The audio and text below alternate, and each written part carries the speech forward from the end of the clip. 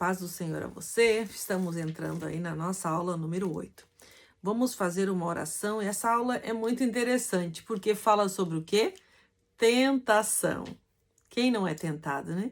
Então, hoje nós vamos aprender sobre tentação e como vencer as tentações. Feche os teus olhos, vamos fazer uma oração, nós vamos falar com Deus, porque é o Espírito Santo de Deus que vai dirigir toda a nossa aula. Nós não precisamos, Deus não precisa nem de mim para pregar. A palavra dele fala por si só. Então, vamos orar, fecha os teus olhos e vamos falar com Deus. Senhor, nosso Deus e nosso Pai, neste momento, eu te apresento a lição número 8. Uma lição onde nós vamos aprender, Senhor, da tua palavra. Abra o nosso entendimento, o nosso conhecimento, para falar somente aquilo que o Senhor quer que nós falamos. Amém? Que Deus abençoe essa aula em nome de Jesus.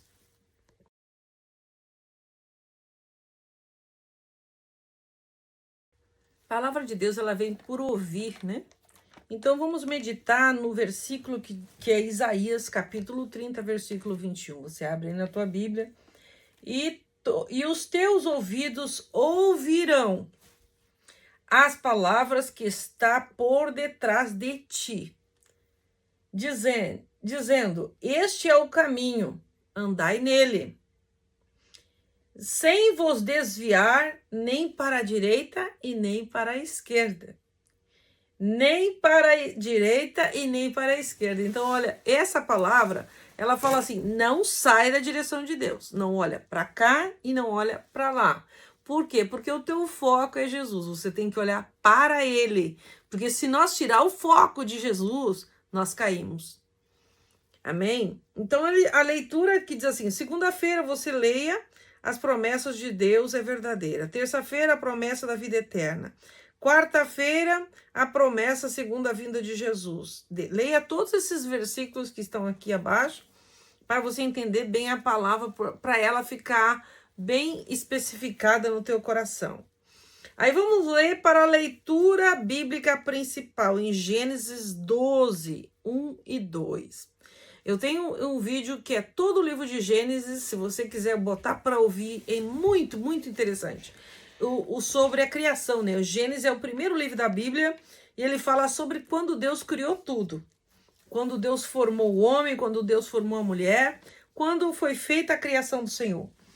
Gênesis capítulo 12, versículo 1 e 2. Ora, o Senhor disse a Abraão, sai da tua terra e da tua parentela e da casa de teu pai, para a terra que eu te mostrarei.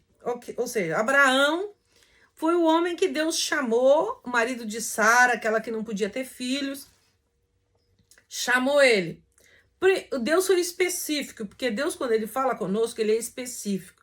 Ele fala com você, ele fala comigo, ele fala direto naquilo que você precisa. Então, quando Deus fala com ele, olha o que Deus fala. Abraão, sai da tua terra e da tua parentela. A primeira coisa que Deus falou para ele. Deus não falou mais nada. Deus não falou assim, olha, primeiro eu vou te usar, eu vou fazer. Não, Deus disse assim, ó, sai fora da parentela. Teus parentes estão sendo um problema para você. Então Deus falou para ele, eu não tenho como te abençoar com essas famílias aí penduradas, com essa parentela aí te impedindo de tu fazer, de tu ouvir a minha voz. Porque muitas das vezes a família, ela te impede de você chegar perto de Deus. Ela te impede você de ser abençoado. Quer ver? Vou dar um exemplo para você. Quando você está na pior. Quem são os primeiros a te apedrejar? Não é a tua família? Então, por que Deus fala para Abraão, deixa a tua parentela? E ainda falou mais aqui, ele vai mais adiante, ele diz assim,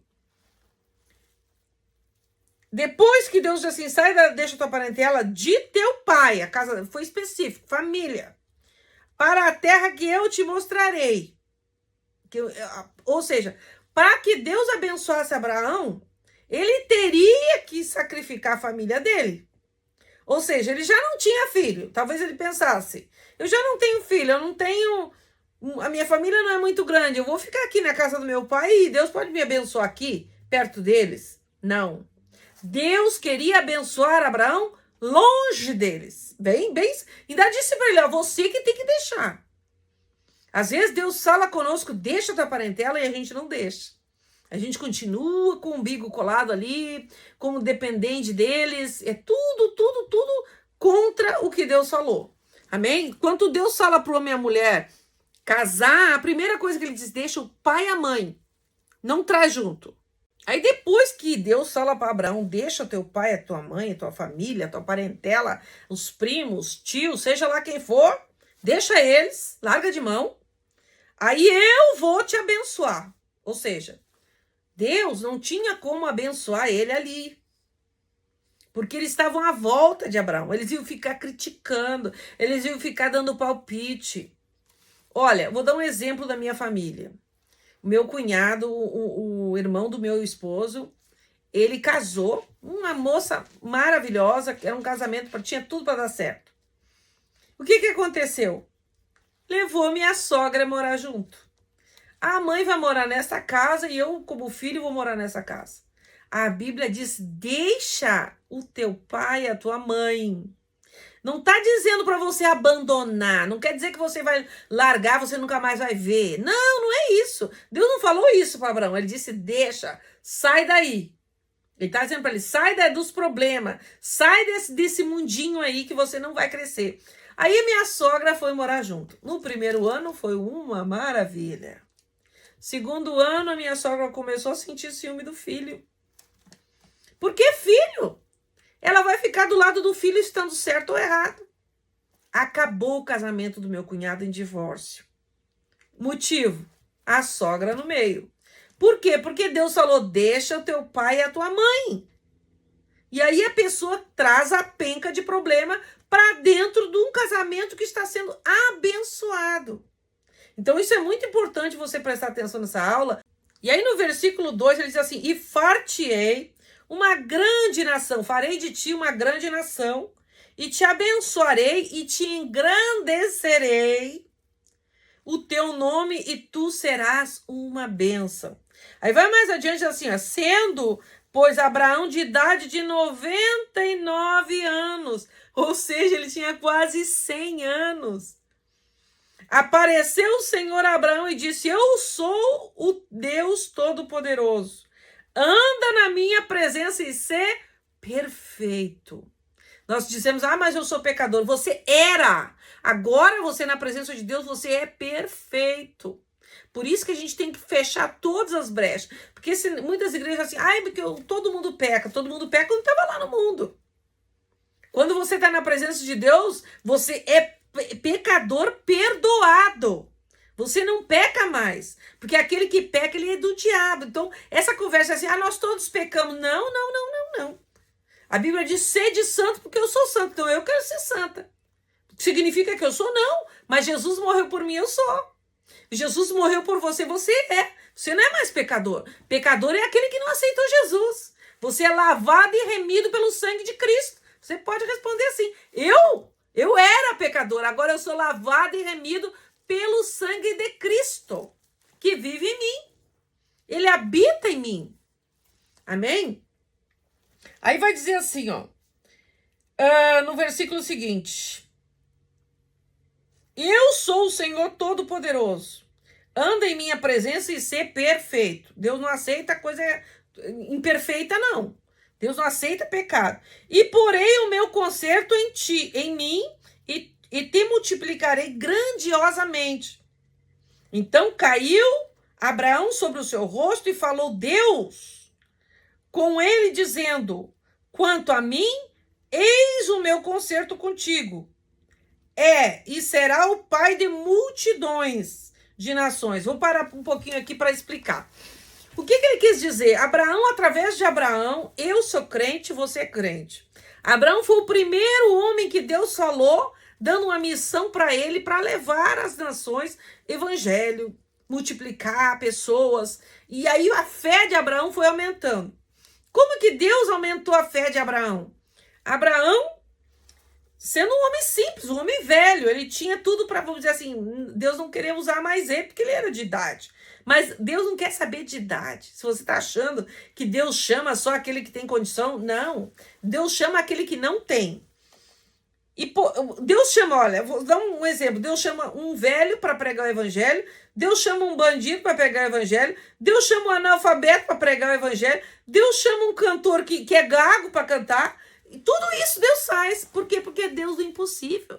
Se fosse possível, imagina se Deus fosse escolher só quem merecesse. Como eu e você ia se sentir, né? Porque eu não tinha chance. Eu não tinha chance nenhuma de crescer na fé, nada. Eu nasci numa família, como já contei antes, meu pai era alcoólatra. Tinha tudo para dar errado a minha família era uma derrota. Mas Deus teve misericórdia de mim. E a Bíblia diz que as misericórdias do Senhor são as causas de nós não ser consumidos.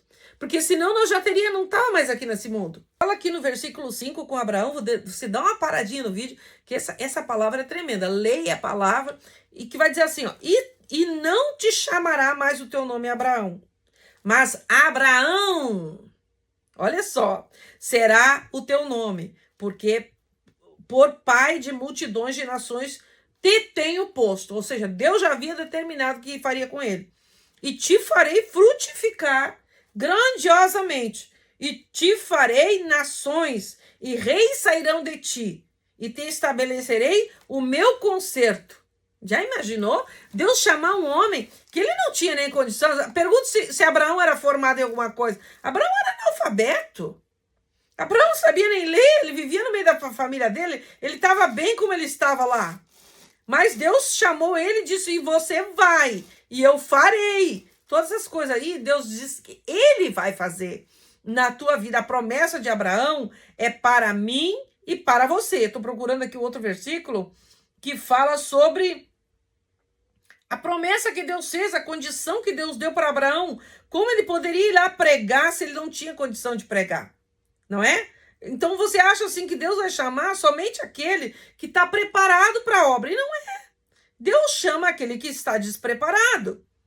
A luta que foi para mim chegar na presença de Deus. Eu vejo assim que pela minha avó, que ela já era evangélica, nós vivíamos, a minha avó, não sei se você sabe o que significa as casas dos índios, ela morava numa casa assim, a casa dela era de barro, e a minha avó se converteu, e ela me deu uma Bíblia, e ela não sabia ler, e ela dizia assim, olha, quando nós for no culto, você lê para mim. Eu já estava na primeira ou segunda série, não sei, eu lia muito mal, mas eu pegava aquela Bíblia e ali começou meu ministério. Eu pegava os sabugos de milho, eu fazia trança no sabugo de milho e eu achava o máximo ir para a igreja e ficar lá no púlpito. Uma criança com 7, 8 anos, a minha avó me levou para o evangelho. Eu achava o máximo eu ler a Bíblia lá na frente. Eu tinha aquele desejo, mesmo eu sem saber ler. Quando chegava lá, no dia, eu estava mais do que afiada, porque eu tinha praticado a semana inteira para ler aquele versículo. Às vezes era só um versículo que ela tinha oportunidade na igreja e eu lia para ela porque a minha avó não sabia ler a Bíblia. Então, hoje, eu sou pregadora do evangelho. Mas por quê? Porque lá atrás, a minha avó, sendo analfabeta, me trouxe para os caminhos do Senhor. Então, você não sabe os projetos de Deus. Quando Deus falou com Abraão, se alguém precisar ler, porque às vezes eu esqueço meu óculos, eu só consigo ler com óculos. Deus faz duas coisas comigo. Ou eu consigo ler, porque eu consigo ler sem o óculos, porque a palavra de Deus é milagre que Deus faz na hora. Ou então alguém lê para mim. Não é feio. Feio, sabe o que é? Você sair da presença de Deus. Isso sim. E aí, aos meus 16 anos, a minha mãe, meu Deus do céu, ela jogava carta. Nós ficávamos sem comer dentro de casa. Meu pai ia trabalhar, porque tinha que trabalhar a semana inteira. Ele ia trabalhar em outra cidade. Ele só voltava final de semana. Nós ficávamos lá sozinhos dentro de casa. A minha mãe amanhecia jogando carta. E eu não via a hora de sair dali. Eu não via a hora que as pessoas que não servem a Deus, não aceitaram Jesus, elas estão na mão do inimigo. O diabo, ele é espírito. Ele precisa de um corpo, porque o corpo é físico. O corpo você pode tocar. Para ele atacar você, ele precisa usar alguém, certo? Porque o espírito não pode atacar o corpo, porque você não vai ver. É um espírito, é um fantasma. Mas ele precisa entrar em alguém para essa pessoa te atacar. Por isso que a Bíblia diz em Efésios capítulo 6, que a nossa batalha não é contra a carne, contra a pessoa que está te incomodando, a pessoa que está te dificultando. A nossa batalha é contra os principados e potestades. O que são isso? Os demônios que atacam aquela pessoa para ela te incomodar. Então, o diabo é espírito, Deus é espírito, você é carne, você é corpo. Então, o inimigo, aquelas pessoas que não servem a Deus, elas servem a quem? O inimigo. Então, ele vai usar essas pessoas, às vezes até crente. Ah, mas ele é crente. Mas será que ele é crente? Porque quem sabe que você é crente é você mesmo. Eu sirvo a Deus? Sim. Mas você não pode pôr a mão do fogo por mim ou por alguém ou outro. Você não sabe. Quem sabe é Deus e a pessoa. Então, o inimigo ele vai sempre usar alguém para te afrontar. O mundo é dele, ou seja, todo o mundo inteiro é dele. Exceto somente os cristãos que não. Ele não pode tomar aquilo que o Espírito Santo é dele, certo? O Senhor nos escolheu, ele não pode tocar. Agora, ele pode tocar se eu abrir uma brecha. Como que eu abro uma brecha? Pecando. É simples. Você desobedeceu a Deus, pecou, Deus te perdoa sim. Tem consequência o teu pecado. Você vai pagar um preço pelo teu erro. Não significa que Deus não te perdoou. Deus perdoou, mas ele não te isenta do erro. Deus não passa por cima de pecado. Se você quer ter um casamento abençoado, quer casar com a pessoa certa, quer ser feliz no teu casamento, faz tudo certo como Deus quer. Não tenta fazer caminho curto. Não pensa que se você pecar e você casar, vai ficar tudo certo. Não vai. A minha ideia era essa. Você pode, mas aí eu caso e fica tudo certo. Deus não aceita barganha. Eu não tive um relacionamento sexual antes do casamento. Eu quero deixar isso bem claro. Mas o namoro de crente é mãozinha dada. Quando você sentir que vai pecar, cai fora. Foge. Porque para Deus é fornicação. Para Deus, se você pensar, você já pecou. Então, isso é muito importante você entender. Você sentiu o desejo pela outra pessoa, cai fora. Não vem aqui hoje. Não posso ir aí hoje. Não quero te ver hoje. Foge dos teus desejos carnais, porque essa aí é o teu corpo querendo pecar. E quando você fizer isso, Deus vai te honrar pela tua fidelidade.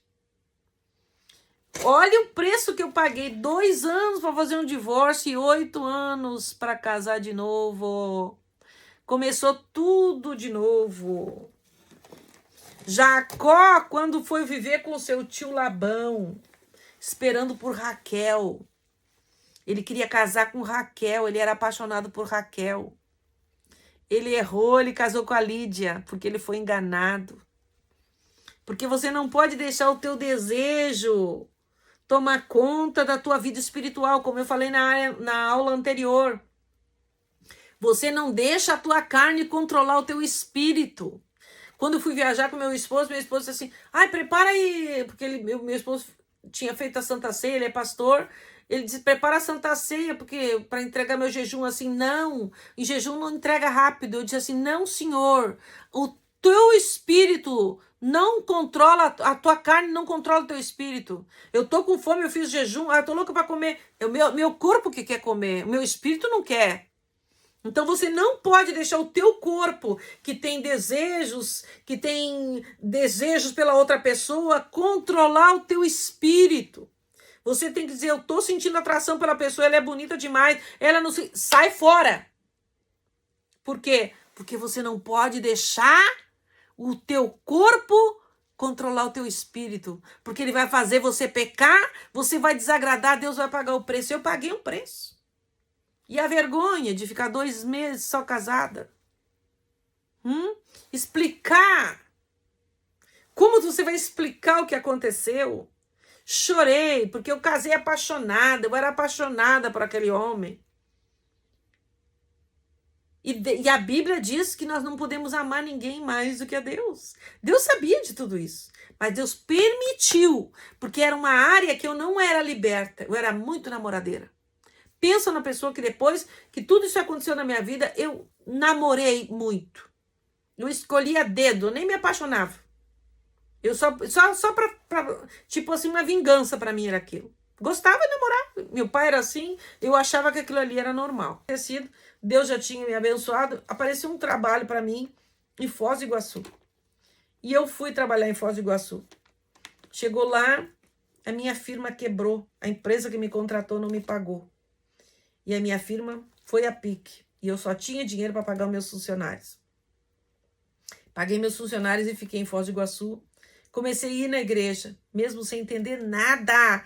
Aquilo que a minha avó tinha me ensinado, o diabo já tinha apagado a minha mente. Eu dizia assim, se Deus pode fazer algo na minha vida, eu vou continuar aqui.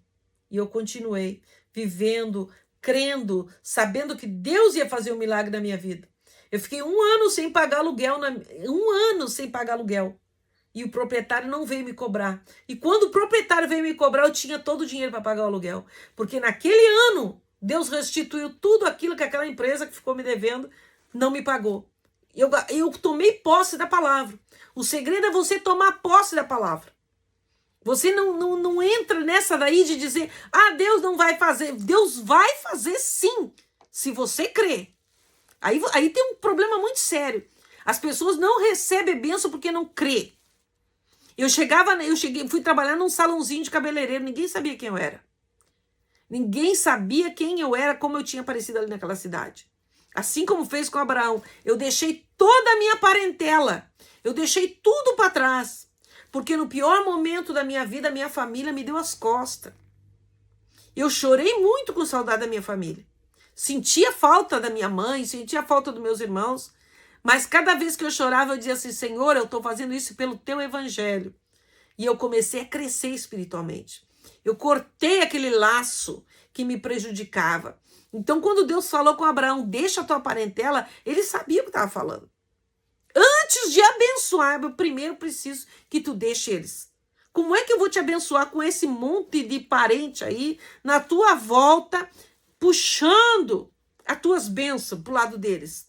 Eu não quero abençoar a tua família. Deus não queria abençoar a minha família. Hoje eles me chamam da irmã rica. E eles continuam na pobreza. Mas eu ajudo a minha família, eu ajudo financeiramente a minha família. Mas eles me chamam da irmã rica. Por quê?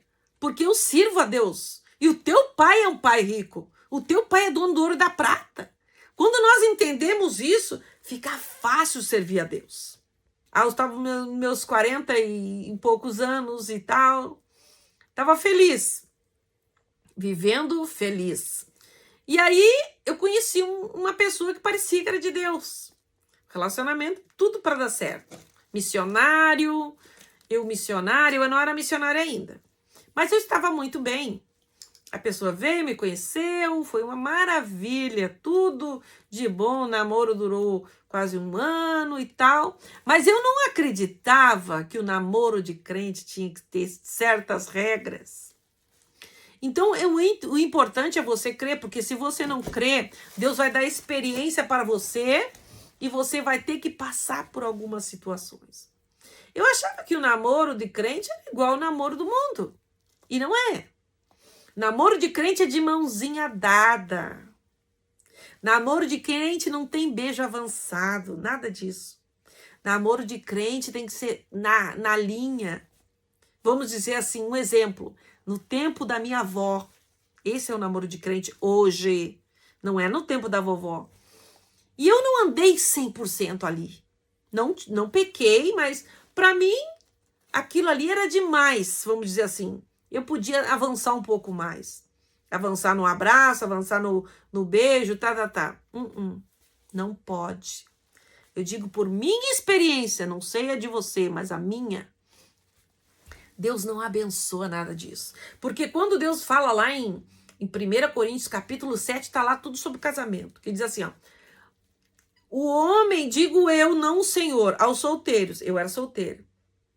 Se você não pode conter-se, ou seja, se você é muito namorador ou muito assanhado aí, se você não vai ficar sozinho mesmo, então casa.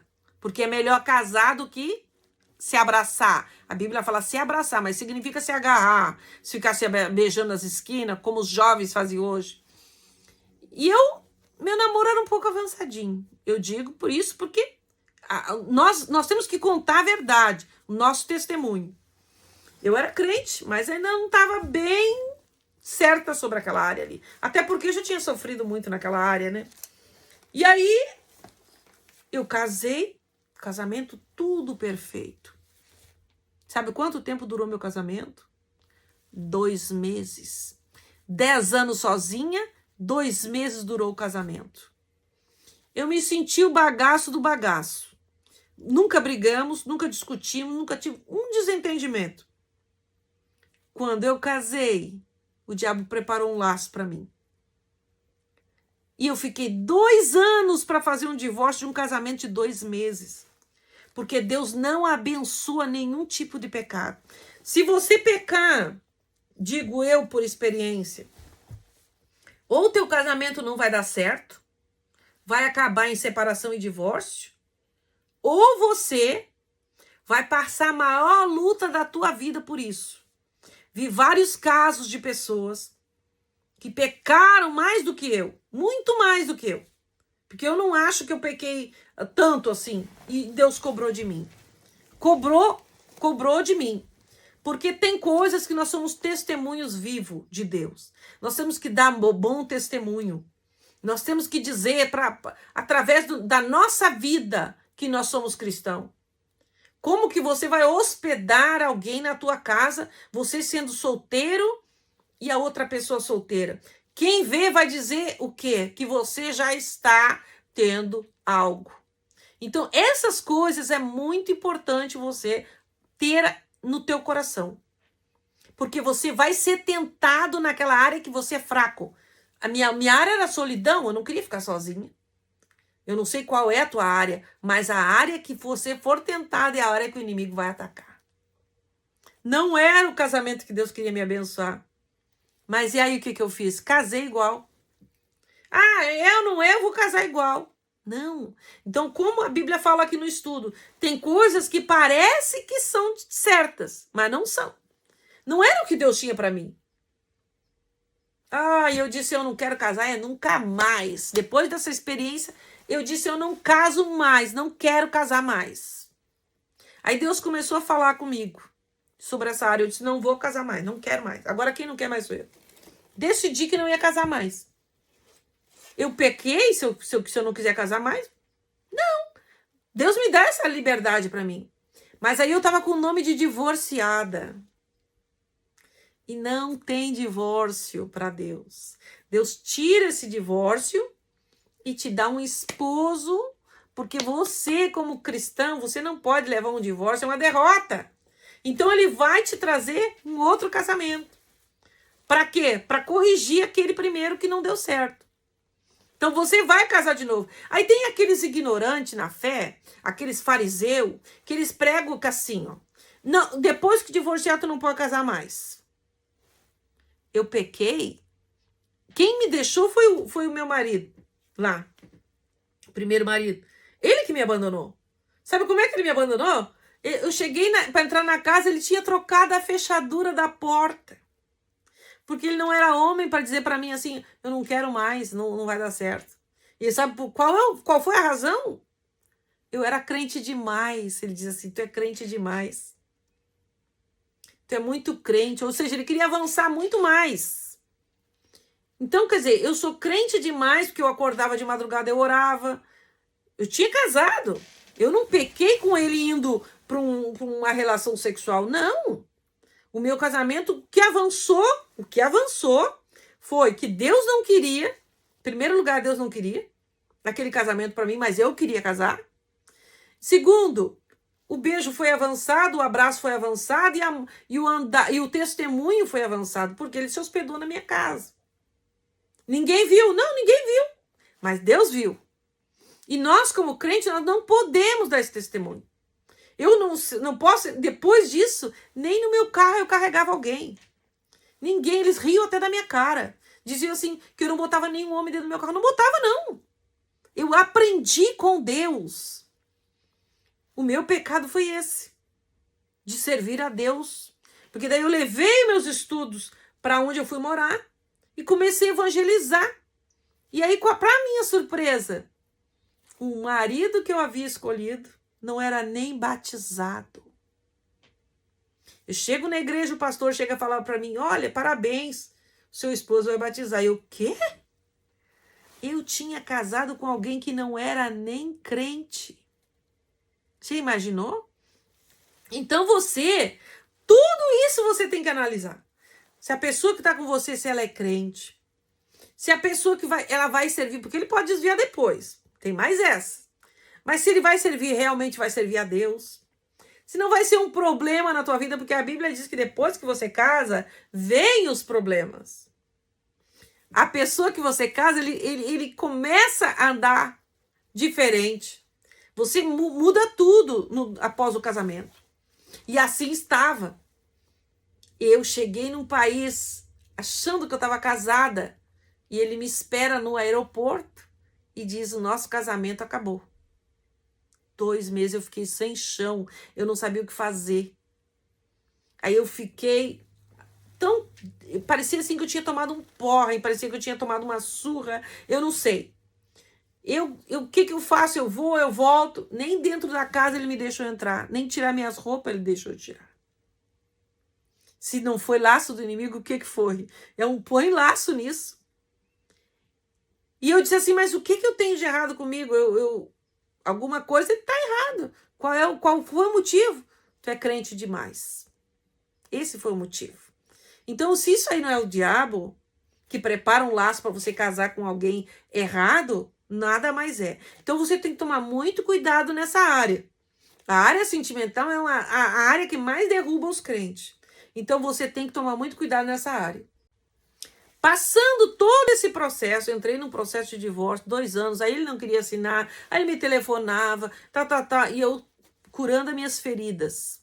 Escutando pessoas na igreja dizendo assim, mas cadê o marido? Sabe, pessoas que torcem para a tua derrota.